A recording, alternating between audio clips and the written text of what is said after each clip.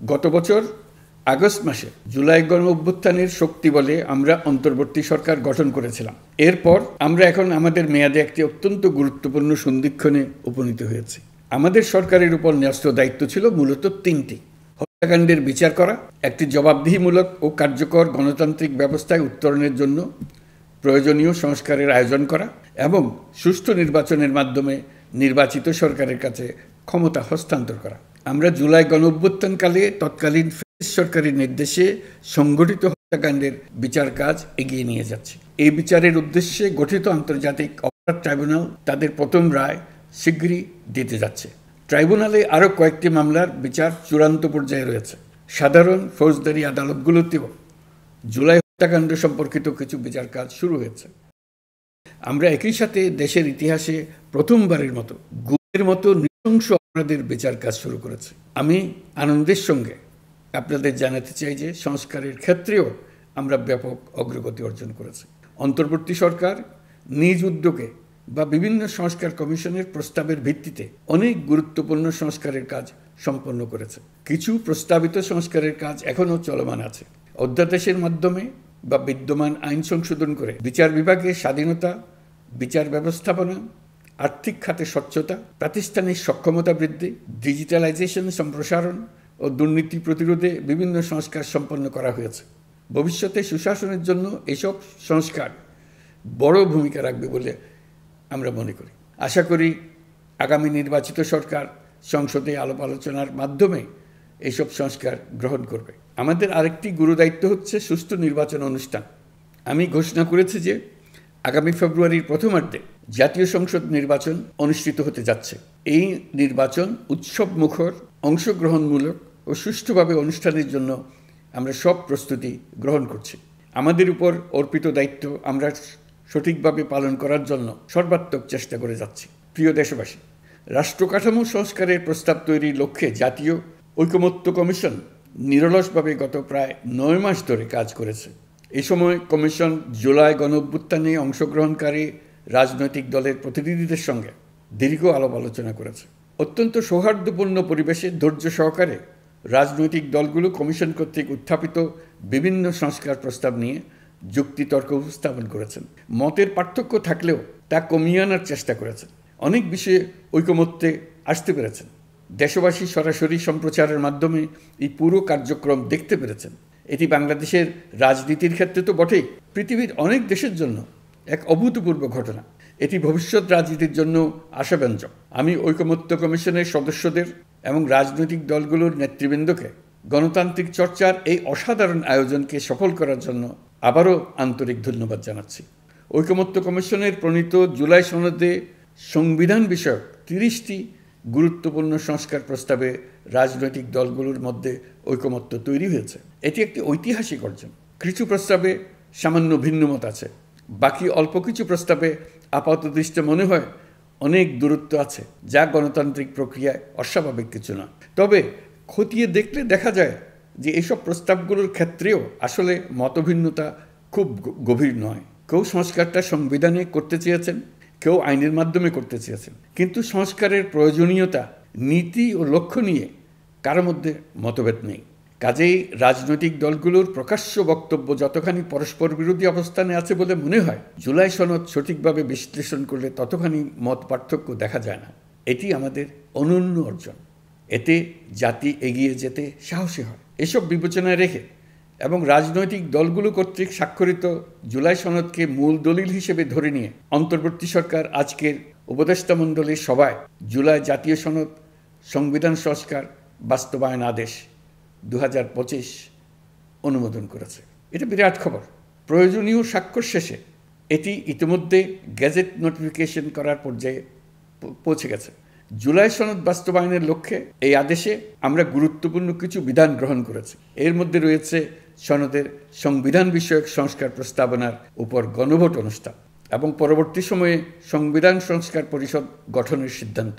আমরা সকল বিষয় বিবেচনা করে সিদ্ধান্ত নিয়েছি যে আগামী জাতীয় সংসদ নির্বাচনের দিনেই গণভোটের আয়োজন করা হবে।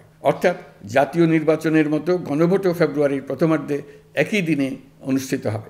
এতে সংস্কারের লক্ষ্য কোনোভাবে বাধাগ্রস্ত হবে না। নির্বাচন আরও উৎসবমুখর ও ও সাশ্রয়ী হবে। গণভোট অনুষ্ঠানের লক্ষ্যে উপযুক্ত সময়ে প্রয়োজনীয় আইন প্রণয়ন করা হবে। জুলাই সনদের আলোকে আমরা গণভোটের ব্যালটে উপস্থাপনীয় প্রশ্নও নির্ধারণ করেছি। আমি প্রশ্নটি এখন আপনাদের সামনে পাঠ করে শোনাচ্ছি। প্রশ্নটি হবে এরকম: আপনি কি জুলাই জাতীয় সনদ, সংবিধান সংস্কার বাস্তবায়ন আদেশ 2025 এবং জুলাই জাতীয় সনদের লিপিবদ্ধ সংবিধান সংস্কার সম্পর্কিত নিম্নলিখিত প্রস্তাবগুলোর প্রতি আপনার সম্মতি জ্ঞাপন করছেন? ক, নির্বাচনকালীন সময়ে তত্ত্বাবধায়ক সরকার, নির্বাচন কমিশন এবং অন্যান্য সাংবিধানিক প্রতিষ্ঠান জুলাই সনদে বর্ণিত প্রক্রিয়ার আলোকে গঠন করা হবে। খ, আগামী সংসদ হবে 2 কক্ষ বিশিষ্ট। জাতীয় সংসদ নির্বাচনে দলগুলোর প্রাপ্ত ভোটের অনুপাতে 100 জন সদস্য বিশিষ্ট একটি উচ্চকক্ষ গঠিত হবে এবং সংবিধান সংশোধন করতে হলে উচ্চকক্ষের সংখ্যাগরিষ্ঠ সদস্যের অনুমোদন দরকার হবে। গ, সংসদে নারীর প্রতিনিধি বৃদ্ধি, বিরোধী দল থেকে ডেপুটি স্পিকার ও সংসদীয় কমিটির সভাপতি নির্বাচন, প্রধানমন্ত্রীর মেয়াদ সীমিতকরণ, রাষ্ট্রপতির ক্ষমতা বৃদ্ধি, মৌলিক অধিকার সম্প্রসারণ, বিচার বিভাগের স্বাধীনতা ও স্থানীয় সরকার সহ বিভিন্ন বিষয়ে যে 30টি প্রস্তাবে জুলাই জাতীয় সনদে রাজনৈতিক দলগুলোর ঐকমত্য হয়েছে সেগুলো বাস্তবায়নে আগামী নির্বাচনে বিজয়ী দলগুলো বাধ্য থাকবে। ঘ, জুলাই সনদে বর্ণিত অন্যান্য সংস্কার রাজনৈতিক দলগুলোর প্রতিশ্রুতি অনুসারে বাস্তবায়ন করা হবে। গণভোটের দিন এই 4টি বিষয়ের উপর একটি মাত্র প্রশ্নে আপনি হ্যাঁ বা না ভোট দিয়ে আপনার মতামত জানাবেন। গণভোটের সংখ্যাগরিষ্ঠ ভোট হ্যাঁ সূচক হলে আগামী সংসদ নির্বাচনে নির্বাচিত প্রতিনিধি নিয়ে একটি সংবিধান সংস্কার পরিষদ গঠিত হবে। এই প্রতিনিধিগণ একই সাথে জাতীয় সংসদের সদস্য হিসেবে দায়িত্ব পালন করবেন। পরিষদ তার প্রথম অধিবেশন শুরুর তারিখ হতে 180 কার্যদিবসের মধ্যে সংবিধান সংস্কার করবে। সংবিধান সংস্কার সম্পন্ন হওয়ার পর 30 কার্যদিবসের মধ্যে সংসদ নির্বাচনে প্রাপ্ত ভোটের সংখ্যানুপাতে উচ্চকক্ষ গঠন করা হবে। এর মেয়াদ হবে নিম্নকক্ষের শেষ কার্যদিবস পর্যন্ত। জুলাই সনদ বাস্তবায়নের অঙ্গীকারনামা অনুসারে সংবিধানে জুলাই জাতীয় সনদ অন্তর্ভুক্ত করার ব্যবস্থা গ্রহণ করা হবে। এটিও আজকে অনুমোদিত আদেশে উল্লেখ করা হয়েছে। প্রিয় দেশবাসী, অভ্যুত্থানের পর দায়িত্ব গ্রহণ করে অর্থনীতিকে গভীর গহ্বর থেকে উদ্ধার করা ছিল আমাদের জন্য একটা বিরাট চ্যালেঞ্জ। গত 15 মাসে আমরা সেই চ্যালেঞ্জ উতরাতে সক্ষম হয়েছে। রপ্তানি, বৈদেশিক বিনিয়োগ ও রিজার্ভ সহ অর্থনীতির সবগুলো সূচকে দেশ ইতিবাচক ধারায় ফিরেছে। হয়ে যাওয়া ব্যাংকিং খাত ইতিমধ্যে ঘুরে দাঁড়িয়েছে, মানুষের আস্থা ফিরে এসছে। ব্যাংকিং খাতকে আরও শক্তিশালী করতে নানামুখী পদক্ষেপ চলমান রয়েছে। অভ্যুত্থান পরবর্তী সময়ে বিভিন্ন দেশের বৈদেশিক বিনিয়োগ হলেও বাংলাদেশে গণ অভ্যুত্থান পরবর্তী প্রথম বছরে বৈদেশিক প্রত্যক্ষ বিনিয়োগ অর্থাৎ FDI 19.13% বৃদ্ধি পেয়েছে। এটি বৈশ্বিক প্রবণতার বিপরীতে এক অনন্য অর্থনৈতিক দৃষ্টান্ত স্থাপন করেছে। আগামী সপ্তাহে ডেনমার্ক ভিত্তিক মায়ার্স গ্রুপের মালিকানাধীন APM টার্মিনালস BV এর সঙ্গে লালদিয়া কন্টেইনার টার্মিনাল প্রকল্পে 30 বছরের কনসেশন চুক্তি স্বাক্ষর হতে যাচ্ছে। এই চুক্তির আওতায় ইউরোপীয় এই কোম্পানি $550 মিলিয়ন বিনিয়োগ করবে। এটি এই যাবৎকালে বাংলাদেশে ইউরোপের সর্বোচ্চ একক বিনিয়োগ। লালদিয়া হবে দেশের প্রথম বিশ্বমানের গ্রিন পোর্ট। প্রিয় দেশবাসী, প্রায় 1.5 যুগ ধরে আমাদের জনগণ ভোটাধিকার থেকে বঞ্চিত ছিলেন। তারা আজ আসন্ন নির্বাচনে তাদের ভোটাধিকার প্রয়োগ করার জন্য উন্মুখ হয়ে আছেন। আগামী ফেব্রুয়ারিতে সুষ্ঠু নির্বাচন অনুষ্ঠানের বিষয়ে অভ্যুত্থানের সপক্ষের রাজনৈতিক দলগুলোকে অবশ্যই ঐক্যবদ্ধ থাকতে হবে।